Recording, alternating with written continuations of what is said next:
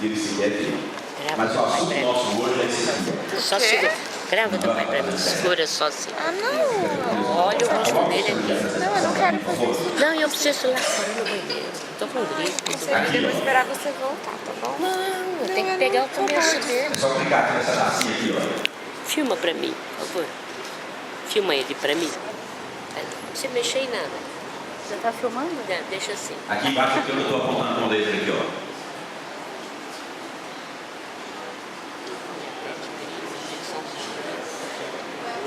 Isso. Então a lição do trimestre fala sobre o santuário. E a lição da semana, se isso aqui funcionar, começou.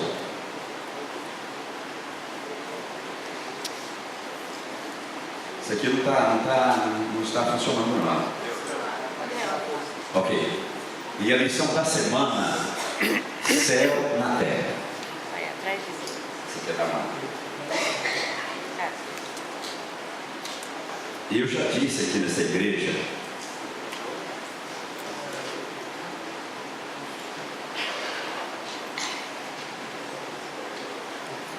Eu já disse aqui nessa igreja que a doutrina do santuário, da maneira em que nós entendemos, vocês estão achando graça de quê? Está tudo fora do contexto aqui. Ô meu povo, volta esse negócio aí. Isso. Agora deixa ali, até que eu tenha aqui o controle na mão, para mim não me perder aqui no roteiro que eu estabeleci. O que ele estava dizendo mesmo? Isso, eu já disse aqui nessa igreja que a doutrina do santuário, tal como é entendida por nós, é uma exclusividade desta igreja. E que por esta razão, eu entendo assim, o inimigo tem um ódio ficatal dessa doutrina e não quer que as pessoas a entendam como deviam entender. E por isso, a cada 40 anos, eu disse, durante a história da igreja, isso tem sido recorrente. A cada 40 anos, essa doutrina do santuário sofre um ataque de dentro da igreja. Alguém se levanta, colocando suspeita sobre a legitimidade bíblica da doutrina do santuário. E eu já disse aqui que a última crise foi levantada pelo Dr. Desmond Ford, com relação, questionando alguns aspectos da interpretação adventista da doutrina do santuário, especialmente quando se fala do santuário celestial. Deixa eu pôr o filme Por quê? pra Porque você. essa doutrina revela algumas coisas Eu já volto, interessantes em viu? Não relação vou ao te próprio atrapalhar, diabo. não, tá? E nós vamos ver isso dentro de alguns instantes. Então, como introdução, eu coloquei alguns textos de Eclesiastes. Espera um pouquinho. Alguns aparecem na lição e outros não. Não, é O rapidinho. primeiro é esse aqui. O plano de nossa redenção não foi um pensamento posterior. Formulado depois da queda de Adão. Desde o princípio, Deus e Cristo sabiam da apostasia de Satanás e da queda do homem mediante o poder enganador do apóstolo. Então Deus sabia, Deus nunca é pego de surpresa. É porque é um Deus onisciente. Para Deus não existe nem passado e nem futuro. Deus vive um eterno presente. Então é claro em dizer que Deus não foi pego de surpresa e o plano de redenção não foi algo posterior à queda do homem. Aqui, ó. A divindade moveu-se Já tá o zoom que puxa e o o Pai, telão. o Filho Aí você já e o muda Espírito pra ele Santo quando aparece deram-se o telão. a si mesmos Entendeu? ao Ah, será que estabelecer tem que filmar o telão e ele? Eu só tava filmando ele. É porque senão ele não Essa está inclusive na lição da escola sabatina dessa semana, que fala da Trindade movendo-se, entregando-se no que diz respeito ao plano da salvação. Conselho sobre saúde para 222. No princípio, esse texto não desejava, a fonte vai aparecer no final. No início do grande conflito, declararam a Satanás que a lei divina não podia ser obedecida, que a justiça era incompatível com a misericórdia e que fosse a lei violada, impossível seria o pecador ser perdoado. Isso é o que dizia o Satanás. Cada pecado devia receber seu castigo, argumentava Satanás. E se Deus abrandasse o castigo do pecado, não seria servia um Deus de verdade e justiça.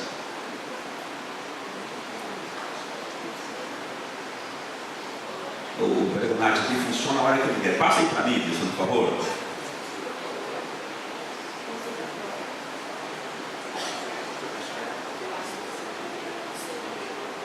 Pessoal aí do som aí, ó, passa seu sinal aí, que o negócio aqui não funciona não.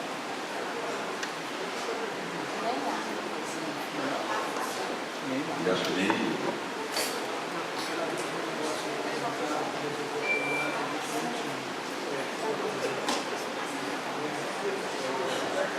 Quando o homem violou a lei divina e lhe desprezou a vontade, Satanás exultou. Estava provado, declarou, que a lei não podia ser obedecida. O homem não podia ser perdoado. Por haver sido banido do céu depois da rebelião, pretendia que a raça humana devesse ser para sempre excluída do favor divino. O Senhor não podia ser justo, argumentar, e ainda mostrar misericórdia ao pecador. Alguém tem que passar aí, porque não sei se porque as pessoas às vezes ficam na frente, o sinal não chega, e eu vou ficando meio nervosinho.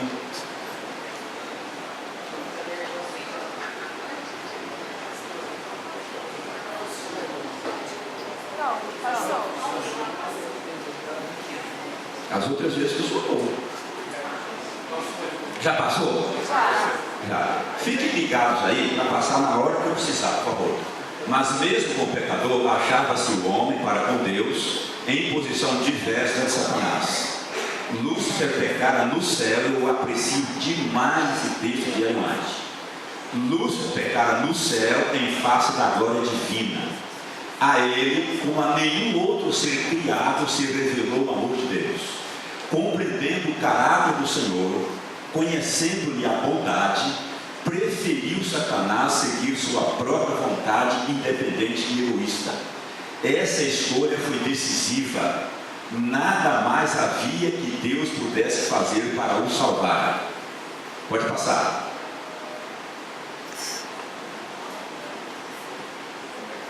O homem, porém, foi enganado.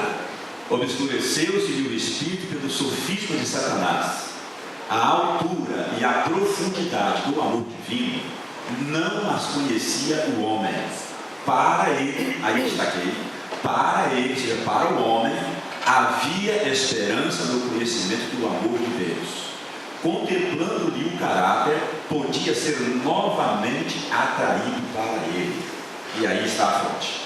A minha pergunta, aliás, a minha colocação é: aos olhos humanos, Deus estava numa verdadeira sinuca de bico.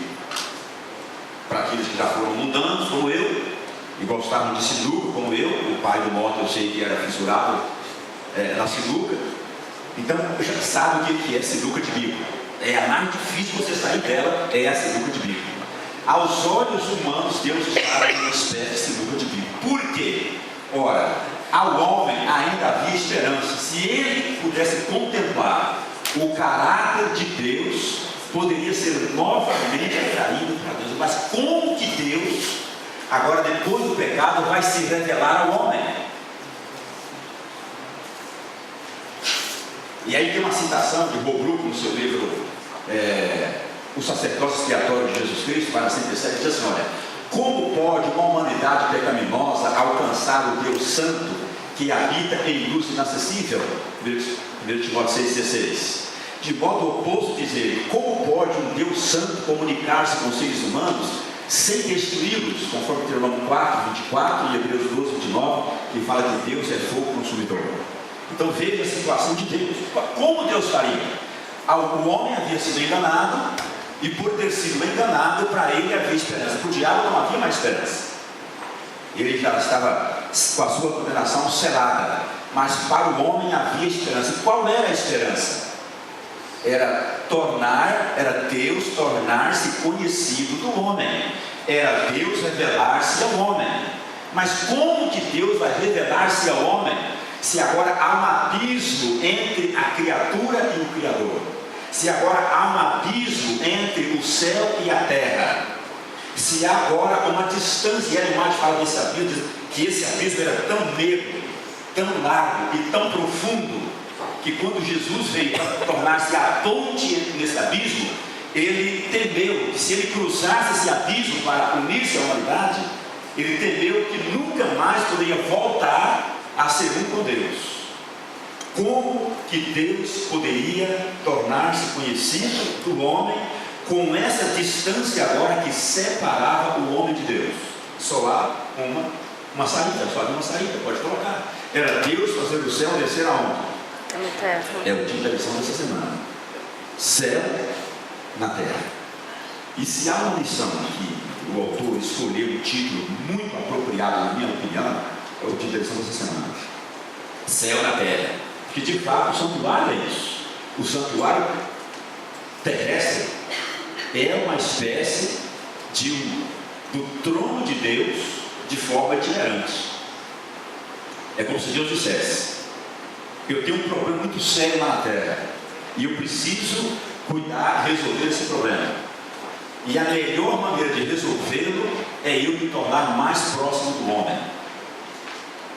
Então eu vou fazer com que haja na terra uma espécie de uma extensão do meu trono, do tribunal, de onde eu governo, de onde eu julgo, de onde eu lido com esse problema chamado pecado.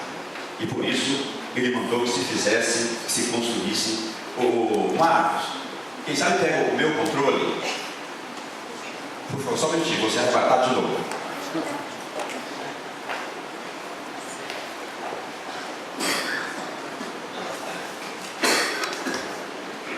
E Deus então, mas enquanto isso não chega, coloca mais um slide aí para mim, por favor. O verso da lição para a humanidade é o seguinte: os quais ministram em figura e sombra das coisas celestes, assim como foi Moisés,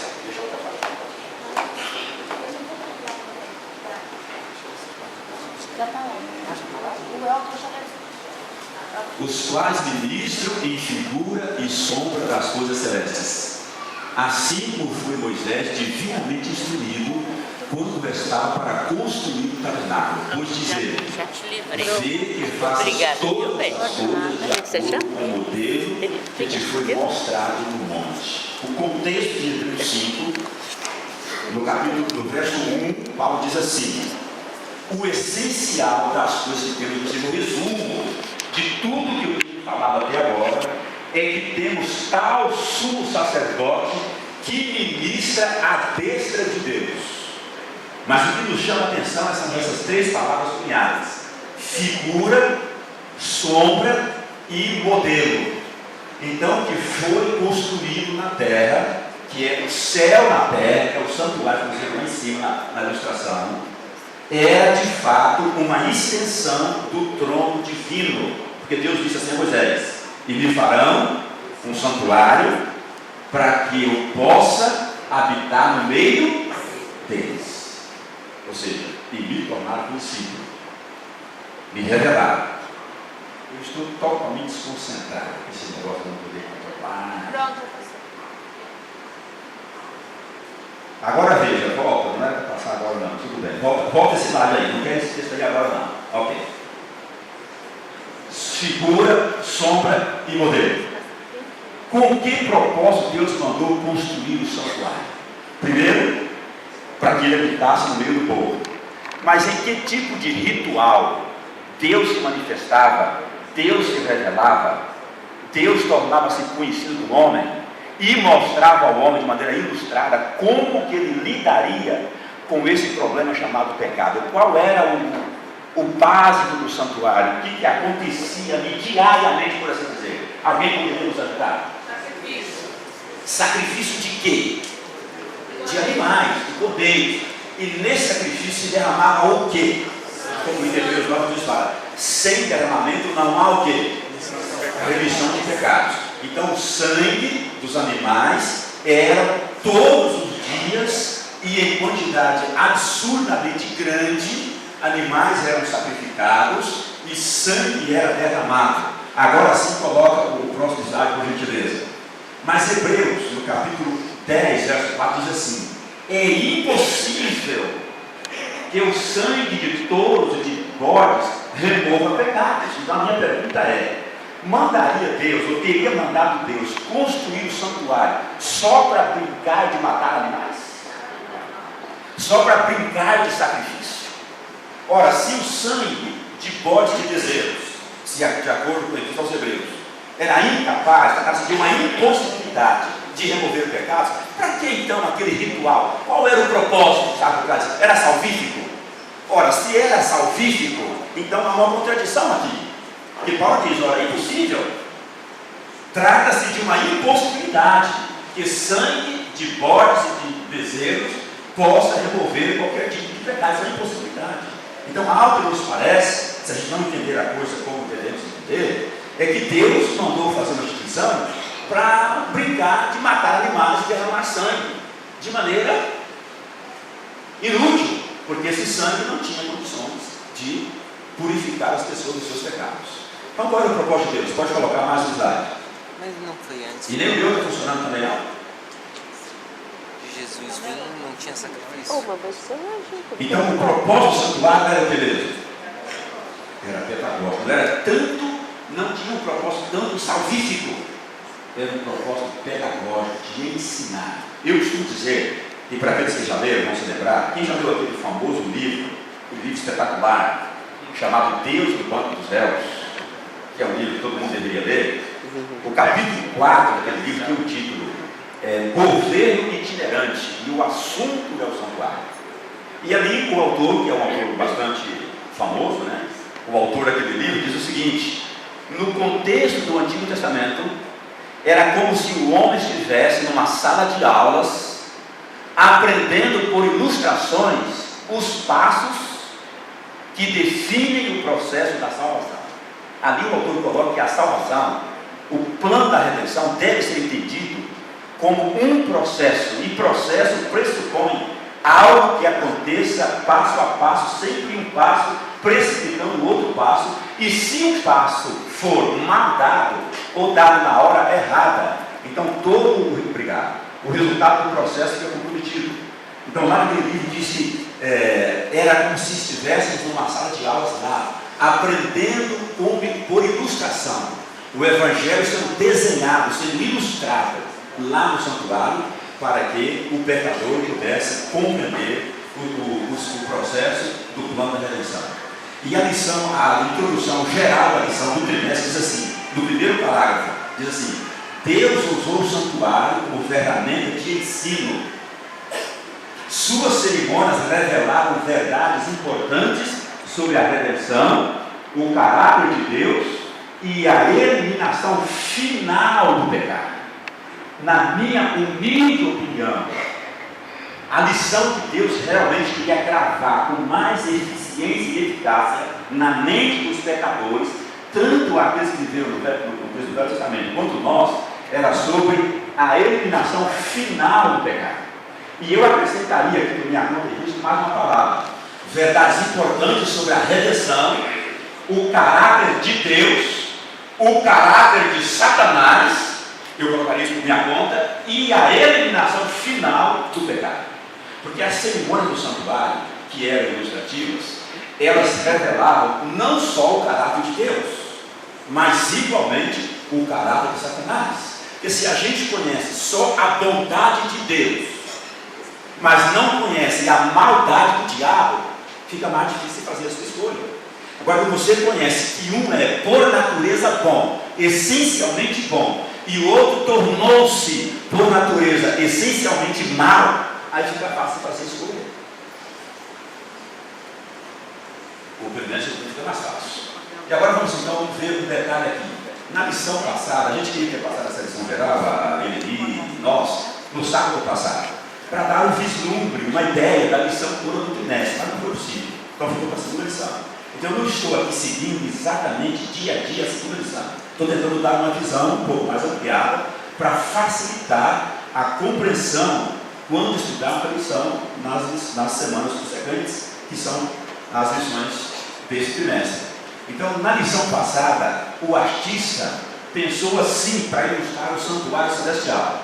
Essa foi a ilustração que ele usou na lição da semana passada, que estudamos sobre o santuário celestial. Então vamos supor que aqui tem uma ilustração do céu. E aqui embaixo nós temos a ilustração da terra. Só que a lição coloca exatamente esses 3 momentos aqui especiais, a lição dessa semana, como representando a terra. O jardim do Éden, o santuário, que a lição coloca que o jardim do Éden tem muito a ver com o santuário que Deus mandou construir. E finalmente a lição fala também de Jesus como santuário.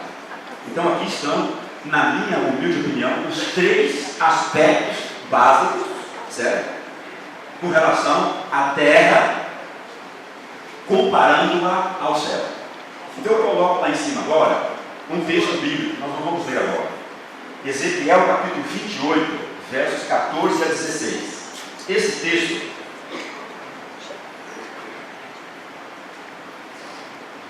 fala do surgimento do pecado. E eu coloquei lá em cima justamente para isso. Diz lá o texto de Ezequiel: Tu eras querubim da guarda ungido e te estabeleci. Permanecias no monte santo de Deus. Perfeito eras desde o dia que foste criado, até que se achou iniquidade em ti. Na multiplicação do teu comércio se encheu o teu interior de violência e pecaste. Pelo que te lançarei profanado, ó querubim da guarda, em meio ao brilho das pedras. Então, o profeta está falando ali de Lúcifer e da sua rebelião no céu e da sua consequente queda em função da rebelião. Então, em última instância, o pecado não é, embora ele se proliferou aqui, ele não é de origem terrena, ele é de origem celestial. Por que eu estou dizendo isso? Por uma razão muito simples. Ele surgiu, ele veio para o jardim do Éden, mas ele surgiu lá. E você pode olhar lá os 2 querubins da guarda. E agora mais uma opinião muito pessoal. Na minha opinião humilde, Lúcifer era o querubim que está à direita do trono de Deus. E por que eu digo que o pecado surgiu no céu e não na terra? Ele surgiu no coração de Lúcifer. Só que Lúcifer era um dos querubins da guarda. Guarda de quê? Do trono de Deus. Então, moral da história: o pecado surgiu no céu, no santuário celestial, no lugar santíssimo do santuário, no próprio trono de Deus. Isso é um negócio que não dá para você entender. Isso que eu falo, pecado é mistério. Então não dá para você entender. Não vá você querer explicar o inexplicável. Há alguns textos na Bíblia que me ajudam muito a me manter como cristão, se é que eu sou um cristão. E um deles é o seguinte: sem fé é impossível agradar a Deus. Então eu tenho que ter fé. O outro é que a fé é a certeza das coisas que você não vê. Ou seja, é coisa que você não vê, você não entende, mas você tem que crer. Então, veja, não tem de você querer entender e explicar como e por que o pecado surgiu lá debaixo do nariz de Deus, se é que eu posso usar essa expressão para Deus. Mas foi lá que ele surgiu. E é por isso que algumas pessoas têm dificuldade de aceitar a questão do santuário celestial. E é por isso que essa doutrina é tão esclarecedora quanto o assunto que é o plano de redenção. Então veja, o pecado brotou lá no coração de Lúcifer, no lugar menos provável para ele surgir, no lugar que nós jamais iríamos imaginar que o pecado pudesse brotar, mas foi lá que ele brotou. E aí então o seu mentor, o seu autor, o seu originador, e que também fez com que outros anjos compartilhassem com ele, foram expulsos. E agora o pecado foi estabelecido no coração do homem, para dizer, ainda no jardim do Éden. Só que não apenas ali. Do jardim do Éden, agora Deus aí veio a era patriarcal. E lá no jardim do Éden, Gênesis 3,15, já aparece ali a promessa de um Salvador. Mas antes dessa promessa, Deus fez com que Adão matasse um cordeiro, para que com a sua pele ele e a sua esposa se vestissem. E Ellen White diz assim: naquele primeiro animal que foi morto, ainda eu entendo lá no jardim do Éden, Ellen White diz assim: enquanto Adão, liberdade sobre os anjos, enquanto Adão contemplava aquele primeiro animal, debatendo-se entre a vida e a morte, deveria contemplar pela fé o Filho de Deus, Jesus na cruz, que viria para morrer na cruz e com a sua justiça vestir aquele pecador que até naquele momento estava se vestindo com folhas, e Deus agora provê para ele a vestimenta de pele, que era um símbolo da vestimenta de justiça que Jesus iria prover para vestir a mim e a você, desde que nós o aceitemos como nosso Salvador. E agora, o pecado vem, tem a sua trajetória. Lúcifer consegue, como nós vimos naquele texto inicial de Ellen White, por engano, porém foi enganado, obscureceu-se de espírito pelo sofisma de Satanás. Para ele havia esperança. Se conhecesse o caráter de Deus, poderia ser novamente atraído para Deus. Então, ainda no jardim do Éden, Deus já fez o primeiro sacrifício, e no Gênesis 3 já tem a promessa do descendente da mulher que viria para esmagar a cabeça da serpente. Mas acontece que antes da construção do santuário, esse povo de Deus, que viveu na era patriarcal, fora vítima da escravidão do Egito. Tudo estava no plano de Deus, como diz Ellen White, tudo foi por surpresa. Então Deus já sabia tudo isso. Eles foram e passaram mais de 400 anos escravos no Egito. Então subentende que esses 4 séculos de escravidão, como que atenuou o conhecimento que eles tinham da revelação de Deus através dos sacrifícios. Então Deus agora precisava de um esquema, talvez um pouco mais elaborado, para que ele se revelasse de maneira mais compreensível a seu pecador. Então ele mandou construir o santuário. Ele me fará um santuário, que é a parte do meio ali, para que eu possa habitar no meio deles. Então o pecado, o santuário é o tipo de Cristo, como diz lá em João capítulo 2, versos 18 a 20. Jesus falava do santuário que é o seu próprio corpo. E agora então Jesus dá uma resposta ao pecado aqui na terra, com a sua morte, ressuscita e reconduz o processo da salvação lá para o lugar onde o pecado estava quando o pecado se originou. Então, eu acho que é antibíblico a gente conceber a ideia, e aí está a dificuldade dos nossos primos, alguns não gostam dessa expressão, dos nossos primos, não os nossos irmãos, entender essa doutrina. Porque quando nós falamos de um ministério intercessor de Cristo, póstumos para os evangelhos de modo geral, nós estamos diminuindo o sacrifício de Jesus na cruz do Calvário. Perguntam eles, como que depois Jesus morreu na cruz, depois de estar consumado, ainda há um ministério intercessor realizado por Cristo após a cruz? Mas se você analisar o santuário como uma ilustração, como diz o verso lá, era uma sombra, era um modelo, era uma ilustração, você vai ter que aceitar sim que há o ministério intercessor de Cristo. E o livro de Hebreus, eu disse na classe do professor sábado passado, que se a gente não acredita que existe o ministério intercessor de Cristo após a cruz, temos que arrancar o livro de Hebreus da Bíblia e jogar fora. Porque a essência do livro de Hebreus, aos Hebreus, é justamente falar da superioridade do santuário celestial em relação ao terreno, da superioridade do sacerdócio de Cristo em relação ao sacerdócio arônico, e da superioridade da aliança, dessa nova aliança. Então, lá, o livro de Hebreus trata exatamente disso. E se eu não creio que há esse sacerdote, que diz no capítulo 5, que está à destra de Deus, ministrando em nosso favor, eu tenho que arrancar o livro de Deus da minha Bíblia. E agora, pois não.